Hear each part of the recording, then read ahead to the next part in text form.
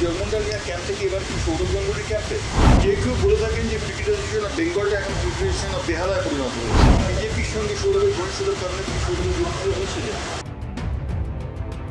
সমালোচনা হওয়া প্রয়োজন, আর সমালোচনাকে যদি স্পোর্টিং দিন না দিতে পারে সে কোনোদিন ভালো প্রশাসক হতে পারে। বাংলার দলে বাঙালি ক্রিকেটের অভাব কেন আছে? সিএবির অ্যাকাউন্ট থেকে সরাসরি তাদের অ্যাকাউন্টে টাকাটা গেছে, এটা কি বাঞ্ছনীয় হয়েছে তোমার কি মনে হয়?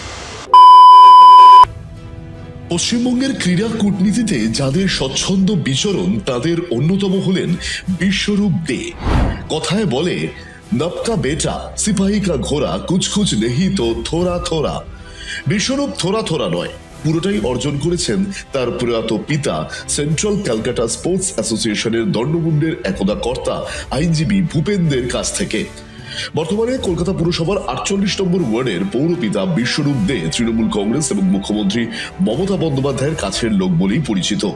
কলকাতা ময়দানে তৃণমূল কংগ্রেসের এই যে দাপট, তার নেপথ্যের রূপকারদের অন্যতম বিশ্বরূপ দে অবশ্য অস্বীকার করলাম যে সিএবির আসন্ন নির্বাচনে মমতা বন্দ্যোপাধ্যায়ের হস্তক্ষেপের কথা। ক্রিকেট, ফুটবল কিংবা বেঙ্গল অলিম্পিক অ্যাসোসিয়েশন সমেত সব ক্রীড়া প্রশাসনে বিশ্বরূপদের ছায়া থাকে, তবে ক্রিকেটই তার প্রাণ। লোধা কমিশনের ফতোয়ার কুলিং অফ পিরিয়ডের যাওয়ার আগে প্রায় 10 বছর সামলেছেন সিএবির নানা দায়িত্ব। একটা সময় তো সিএবির যুগ্ম সচিব পদেও ছিলেন তিনি। প্রয়াত জগমোহন ডালমিয়াকে গুরু হিসেবে তিনি মানেন। এবার সেই সিএবির নির্বাচনে তিনি কি অনুগত্য পাল্টে সৌরভ গঙ্গোপাধ্যায়ের শিবিরে? নো ননসেন্স জেসির সঙ্গে একান্ত সাক্ষাৎকারে বিশ্বরূপদের পাল্টা প্রশ্ন, অনুগত্য বদলের প্রশ্ন উঠছে কিভাবে?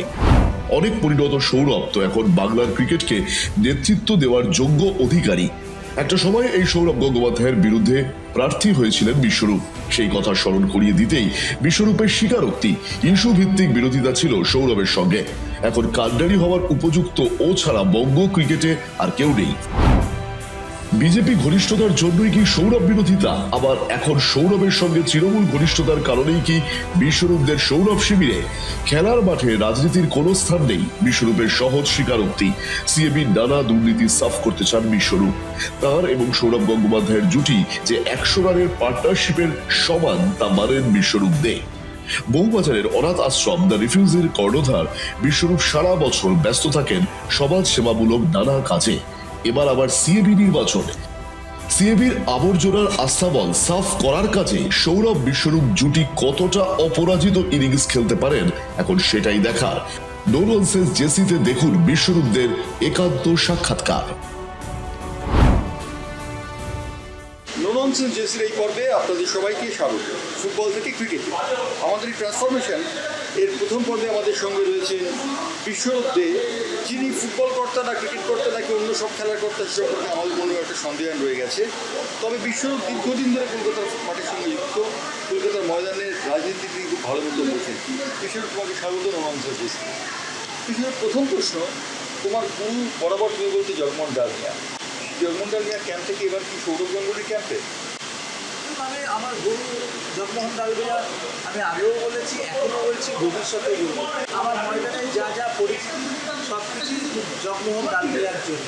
আর আমি ক্যাম্প চেঞ্জ করি, জগমোহন ডালমিয়ার আদর্শই অনুপ্রাণিত হয়ে যেটুকু পথ অতীতে চলেছি সেই পথটুকু ভবিষ্যতেও চলবে, এর অন্যথা হবে না।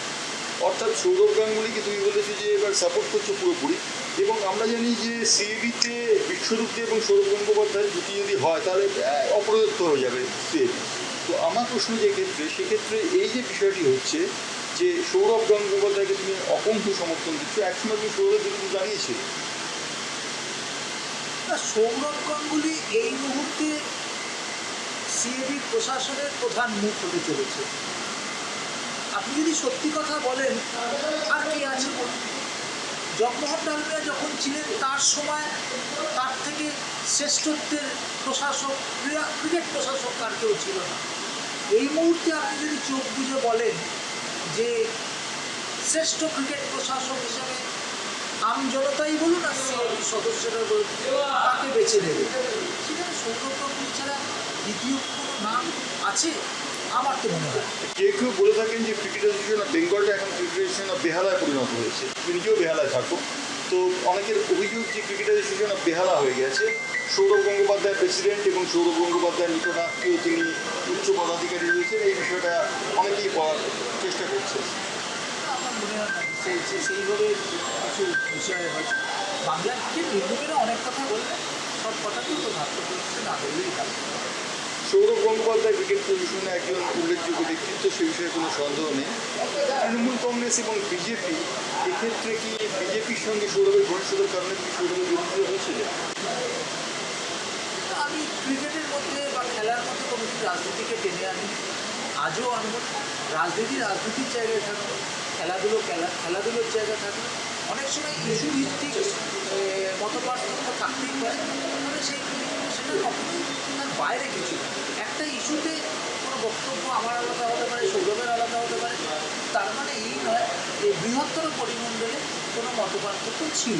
ফলে আমার যে কোনো মানুষেরই নিজস্ব মতামত থাকে, আমারও ছিল, সৌরভেরও আছে। এই নিয়ে এত বিশ্লেষণ কাটাছেড়ার কোনো প্রয়োজন আছে বলে তো আমি মনে করছি। নুনন্সের জেসিতে আজকে তোমাকে একটা প্রশ্ন না করে পারছি না। এরিয়ান্স এবং ওয়ারি ক্লাবের ক্ষেত্রে আমরা দেখেছি যে তাদের পেট্রোল কিছু কিছু লোক করেছেন, কিন্তু সিএবির অ্যাকাউন্ট থেকে সরাসরি তাদের অ্যাকাউন্টে টাকাটা গেছে। এটা কি বাঞ্ছনীয় হয়েছে, তোমার কি মনে হয়? ক্রিকেটে তো স্বচ্ছতার একটা জায়গা রয়েছে এবং সেটা সিএবি চিরদিন সেই স্বচ্ছতার মধ্যে দিয়ে এসছে। যদি কোথাও এরকম হয়ে থাকে তাহলে সেটা অন্যায়। এবং অস্বচ্ছ জিনিস সকলের কাছে অস্বচ্ছ, কালোকে কালো, সাদাকে সাদা বলতে হবে। ফলে সেটা কোন ক্লাবে হয়েছে সেটা বিষয় না, হয়ে থাকলে সেটা অন্যায়। এরিয়ান্স ক্লাবের আবার প্রশাসক হিসেবে বা প্রেসিডেন্ট হিসেবে সৌরভ গঙ্গোপাধ্যায়ের নাম শোনা যায়। দেখুন, আমি আবার বললাম, সাদাকে সাদা বলতে হবে, কালোকে কালো বলতে হবে। কোন ক্লাবে কী হয়েছে আমার ব্যক্তিগতভাবে জানা নেই, তবে অস্বচ্ছতা সবসময় অস্বচ্ছতাই হয়, কোনো ব্যক্তি ক্লাব এসব বিচার করে হয় না। সিএবির একজন বরিষ্ঠ পদাধিকারী দেবব্রত দাস, তিনি খেলোয়াড়দের দলে চান্স পাইয়ে দেবার নাম করে টাকা নিয়েছিলেন এবং বিভিন্ন ক্ষেত্রে নানা রকম দুর্নীতির শিকার হয়েছেন। এই সম্পর্কে তোমার বক্তব্য? দেবব্রত দাসটা আগে কেন সরিয়ে দেবেন না সিএবি? দেখুন, সিএবির কোনো স্ট্যান্ডিং অফিস বেয়ারার সাসপেন্ড হচ্ছে, সিএবির ইতিহাসে এমন ঘটনা নেই। কিন্তু ঘটনা তো ঘটেই, দুর্ঘটনা তো ঘটেই। এই এত বড় বিমান ক্র্যাশ হলো আমেদাবাদের, দুর্ঘটনা। তো আমি বলবো এটা একটা ব্যতিক্রমী ঘটনা। দেবব্রত দাস সিএবির ইতিহাসে নেই এবং আমি মনে করবো ভবিষ্যতে এই জিনিস আর হবে না, হওয়া উচিত। ভবিষ্যতে কি এই জিনিস হবে যে ব্ল্যাঙ্ক স্কোর শিট জমা দিয়ে সেখানে কোনো দলকে বাড়তি প্রাধান্য দিয়ে দেওয়া হলো? না, এইভাবে সিএবি কোনো কালে চলেনি। হয়তো যারা এই বিষয়টা করেছেন তারা অত্যন্ত গৃহীত কাজ করেছে, তার জন্য সিএবি সংবিধানে যে শাস্তির ধারা আছে সেটা প্রয়োগ করা উচিত। তুমি 5 বছরের বেশি সময় সিএবির ট্রেজারার ছিলে এবং তার সঙ্গে 2 বছর ছিলে সিএবির অ্যাসিস্ট্যান্ট সেক্রেটারি এবং তারপর ভাইস প্রেসিডেন্ট পদেও ছিলে। 4 বছর সচিব। 4 বছর সচিব ছিলে এবং তুমি জয়েন্ট সচিব ছিলে এবং সেখানে আরেকজন ছিলেন। তো এক্ষেত্রে তোমার কি মনে হয় যে সিএবিতে যারা অতীত দিনে ছিলেন, অর্থাৎ গৌতম দাশগুপ্তর আমল বা জগমোহন ডালমিয়ার আমল, আর বর্তমান যে পদাধিকারীরা রয়েছে তাদের কত মার্কস দেবে 10-এর মধ্যে? আমি কত মার্কস পেয়েছিলাম? না, তুমি কত মার্কস দেবে এতে? আমি পরীক্ষাতে বলে ভালো থাকবো না, কারণ আমি তো নিজে একসময় ছাত্র ছিলাম। ছাত্র হয়ে আমাকে কেউ মার্কস দিতেই পারে, কিন্তু আমি কাউকে মার্কস দেবো না, কারণ এটা মনে হয় যে আমার জায়গায় যারা এসছে তাদের সমালোচনা করে, মানে ওটা আমি নিজেকে বিরত রাখলাম। আচ্ছা, ক্রিকেটে তুমি দীর্ঘদিন ধরে আছো এবং ক্রিকেটের সঙ্গে ওতপ্রোতভাবে জড়িত। একটা সময় আমরা দেখেছিলাম সিএবিতে প্রধান মুখ হয়ে যাচ্ছে বিশ্বরূপ দে। সেই বিশ্বরূপ দে পরবর্তী পর্বে দেখতে পেলাম যে সৌরভ গঙ্গোপাধ্যায় অনেকটা ম্লান হয়ে গেল। এটা কি ঘটনা যে সৌরভ গঙ্গোপাধ্যায় ম্লান করে দিয়েছে বিশ্বরূপ দেকে? নানান কিছু নয়, এক একটা সময় তো আসে। তো আমার মনে হয় যে সৌরভ গাঙ্গুলির যে স্ট্যাচার, ফরমার ইন্ডিয়ান ক্যাপ্টেন, তার পেছনে এত রান এবং সব মিলিয়ে সৌরভ এই মুহূর্তে অনেক পরিণত প্রশাসক হিসাবে। আমি বারবার বলি যে ফার্স্ট টেনিওরে ওর সিএবি প্রেসিডেন্ট বা বিসিসিআই প্রেসিডেন্টের পর ওর যে এই মাঝখানে পিরিয়ডটায় ও নিজেকে অনেকটা তৈরি করেছে। ও এখন অনেক পরিণত এবং এই পরিণত হওয়ার পর ও যখন আবার দ্বিতীয়বারের দায়িত্ব বা দ্বিতীয়বারের ইনিংস খেলতে নামছে প্রশাসক হিসাবে, আপনারা দেখবেন অনেক বেশি পরিণত সৌরভ গাঙ্গুলিকে পাবেন প্রশাসন, এবং ও ভালো কাজ করবে। আমি তো কিছুটা এখন রাজনীতিতে, ফলে আমি মনে করি সৌরভ সিএবি হাল ধরলে সেটা ভালোই হয়। লোধা কমিশনের সুপারিশে তোমাকে একবার কুলিং অফ পিরিয়ডে যেতে হয়েছিল, সেই সময় তোমার নেম প্লেটটা সরিয়ে দেওয়া হয়েছিল। আমার যতদূর স্মরণে আছে, তোমার নেম প্লেট সরিয়ে দেওয়ার জন্য তোমার মধ্যে একটা ক্ষোভের সঞ্চার হয়েছিল। এই ব্যাপারটাকে তুমি কীভাবে দেখছো? কিন্তু সবই ক্রিকেটে সব কিছু স্পোর্টিংলি নিতে হয়, স্পোর্টসম্যান স্পিরিট নিয়ে তো খেলা। ফলে যারা করেছিল, আমিও সবটাই স্পোর্টিংলি নিয়েছি। দেখুন, আমি যখন সিএবি চেয়ারে থাকতাম তখন সাংবাদিকরা অনেক সমালোচনা করতো, সব সমালোচনাই স্পোর্টিংলি নিতে হয়। সাংবাদিকদের কাজই হচ্ছে সমালোচনা করা, আর সমালোচনা না হলে আপনি বুঝতে পারবেন না আপনি ঠিক পথে না বেঠিক পথে আছেন। সমালোচনা হওয়া প্রয়োজন, আর সমালোচনাকে যদি স্পোর্টিংলি না নিতে পারে সে কোনোদিন ভালো প্রশাসক হতে পারে। তো ক্রিকেট অ্যাসোসিয়েশন অফ বেঙ্গল খেলাটা বাদ দিয়ে সব কিছু করছে, খেলাটাই হচ্ছে আমি জানি কলকাতায়। এই বিষয়ে তোমার অভিমত কী? দেখুন, এক একটা সময় হয়তো এখন সত্যি কথা বলতে কি এমন একটা সময়কালের মধ্যে দিয়ে যাচ্ছি যে মাঝখানে এই সবাই এত মোবাইলে খেলতে ব্যস্ত, কেউ মাঠ মুখো হচ্ছে না, অভিভাবকরা বাচ্চাদেরকে মাঠে পাঠাচ্ছে না। অনেক সময় আবার দেখা যাচ্ছে মাঠেরও পরিকাঠামো অত ভালো হচ্ছে না, ফলে মাঠ মুখো করতে হবে। এটা একটা সামাজিক অবক্ষয়, এটা শুধু সিএবি আইএফএ বা কোনো স্পোর্টস অ্যাসোসিয়েশনের বিষয় নয়। আমাদের সামাজিক সচেতন হতে হবে যে বাচ্চাদের মাঠে পাঠাতে হবে, আর মাঠেও তাদের জন্য সঠিক পরিকাঠামো রাখতে হবে। অভিষেক ডালমিয়া, জগমোহন ডালমিয়ার সুযোগ্য পুত্র, এবং সৌরভ গঙ্গোপাধ্যায়, তাদের জন্য এক হলে কি ভালো হতো না? দেখুন, তারা যে এক নেই, আমি যেটুকু সৌরভের সাথে কথা বলে বা বুঝেছি, সৌরভ অত্যন্ত স্নেহ করে অভিষেককে, কিন্তু কোথাও হয়তো যদি কোথাও তাল কেটে গিয়ে থাকে, সেটা সৌরভ নিশ্চয়ই পরিণত মানুষ, ও সেটা বুঝবে, এবং সেটা একান্তই সৌরভের ব্যাপার। সৌরভ নিশ্চয়ই সেটা চাইবে যে তাল কোথাও কেটে গেল, সেই তাল কী করে জোড়া লাগাতে হয় সেটা সৌরভ চায়।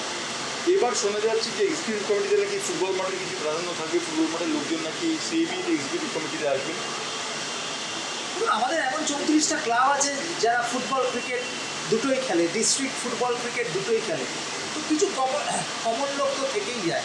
এটা কোনো বড় ব্যাপার না, অতীতেও ছিল, এখনও আছে, ভবিষ্যতেও হবে। কোনোবার দুটো বেশি, কোনো দুটো কম, ওটা মানে খুব বড় করে দেখার কোনো বিষয় না। জগমোহন ডালমিয়ার সময় সিএবি যে উচ্চতায় পৌঁছেছিল, সেই উচ্চতা থেকে সিএবি অনেকখানি বিচ্যুত এখন।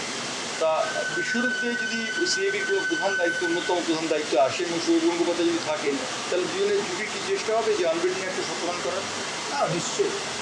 দেখুন, সবাই চায় নিজের অ্যাসোসিয়েশন ভারতবর্ষের শ্রেষ্ঠত্বের মর্যাদা পায়।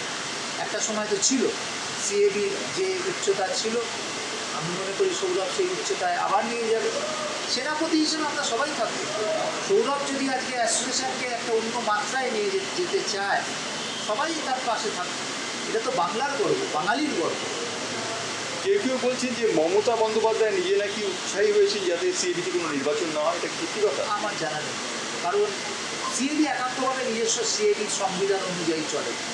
সিএবির এখানে সদস্যরা ভোট দেন, এখানে বাইরের কেউ কিছু বলবেন আর তার উপর নির্ভর করে সিএবি চলবে, আমার মনে হয় না যে সিএবি এমন কোনো সংস্থা।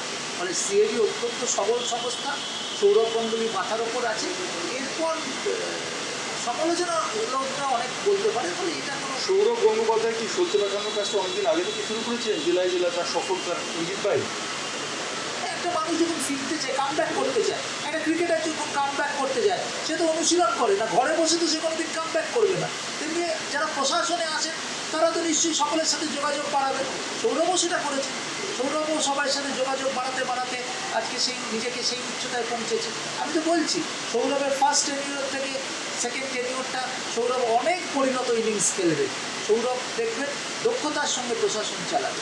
অনেকেই বলছেন, এবং নুনন্সন যে সেই কথা মনে করে, যে সৌরভ গঙ্গোপাধ্যায় এবং বিশ্বরূপে যদি এক হন, তাহলে সেক্ষেত্রে সিএবি একটা অন্যরকম চেহারা নেবে। এটা সম্পর্কে তোমার? বিশ্বযুদ্ধে অত্যন্ত ক্ষুদ্র মানুষ, ফলে সে সবসময় অ্যাসোসিয়েশনের ভালো চায়, ভালো করবে, এবং সৌরভ ভালো চালালে তার সঙ্গে যেটুকু সঙ্গত দেওয়ার দরকার। শিল্পী হচ্ছে সৌরভ, আমরা তবলা বাদকের মতো, আমরা তবলা বাজিয়ে যাব যাতে গানটা ভালো শোনায়, শ্রোতারা হাততালি দেন। করো এটাই তো আমাদের কাজ। যে জগমোহন ডালমিয়া সব একই কাজ করেছে। জগমোহন ডালমিয়া সুর বেঁধেছেন, উচ্চতায় নিয়ে গেছেন, আমরা বাদকের ভূমিকায় কাজ করেছি। সেটাই তো বড় কথা, যে আপনার অ্যাসোসিয়েশন এগোচ্ছে যোগ্য নেতার হাত করে, এটাই তো সবাই দেখতে চায়। একটা সময় ঠিক ছিল যে সিএবির নির্বাচনটা 20 সেপ্টেম্বর হবে, কিন্তু 20 সেপ্টেম্বর জগমোহন ডালমিয়ার মৃত্যুদিন পড়েছিল, দিনটা তাকে পিছিয়ে 2 দিন পরে করা হয়েছে 22 সেপ্টেম্বর। তোমার কি মনে হয় যে এর পেছনে অন্য কোনো রহস্য কাজ করেছে? আমার মনে হয় না, কারণ অ্যাপেক্সে কাউন্সিলে ঠিক করে নির্বাচনের দিন। সেক্ষেত্রে যেহেতু পুজো 28 তারিখ থেকে 21 তারিখ মহালয়া, ওই সকলের মনের মধ্যে একটা করে যে 21-এর আগে করে দিতে হবে, মহালয়ার আগে। 20 তারিখের দিনটা ওইভাবে ফিক্স হয়ে গেছে, সেই জন্য 20 তারিখের দিনটা হয়েছে। মানে আমার মনে হয় না কোনো রাজনীতি ছল চাতুরি এর মধ্যে দিয়ে 20 তারিখের দিনটা ফিক্স হয়েছে। এটা অ্যাপেক্স কাউন্সিলে সবাই ছিল, এবং সেখানে অভিষেকেরও যারা ঘনিষ্ঠ লোক তারাও ছিল। ফলে 20 তারিখের দিনটা কেউ ঘরে বসে করেনি, 20 তারিখের দিনটা অ্যাপেক্স কাউন্সিলের মিটিংয়ের সিদ্ধান্ত হয়েছিল। যখন তারা দেখেছে যে ওই দিনটাই আবার আমাদের মহাগুরু জগমোহন ডালমিয়ার মৃত্যুদিন, তখন সঙ্গে সঙ্গে আবার দিনটা 22 হয়েছে। এর মধ্যে কোনো রাজনীতি আছে বলে তো তুমি আমার মনে হচ্ছে না। মহাগুরু বলে জগমোহন ডালমিয়ার উল্লেখ করলে, একটা প্রশ্ন করি, জগমোহন ডালমিয়ার পুত্র অভিষেক ডালমিয়া কি সিএবি থেকে যথার্থ মর্যাদা পান? দেখুন, জগমোহন ডালমিয়ার মৃত্যুর 4 দিন মধ্যেই মমতা বন্দ্যোপাধ্যায় তাকে সিএবি প্রশাসনে এনেছে, সিএবির সচিব হয়েছে, সিএবির সভাপতি হয়েছে। আর কি মর্যাদা আপনি আশা করেন? সভাপতির উপরে তো আর কিছু নেই। বোর্ডে গিয়ে আইপিএল গভর্নিং কাউন্সিলের সদস্য হয়েছে। এরপরে আপনি আর কি কি মর্যাদা, মানে আমার জানা নেই আর কি, আমি ছোট বুদ্ধি।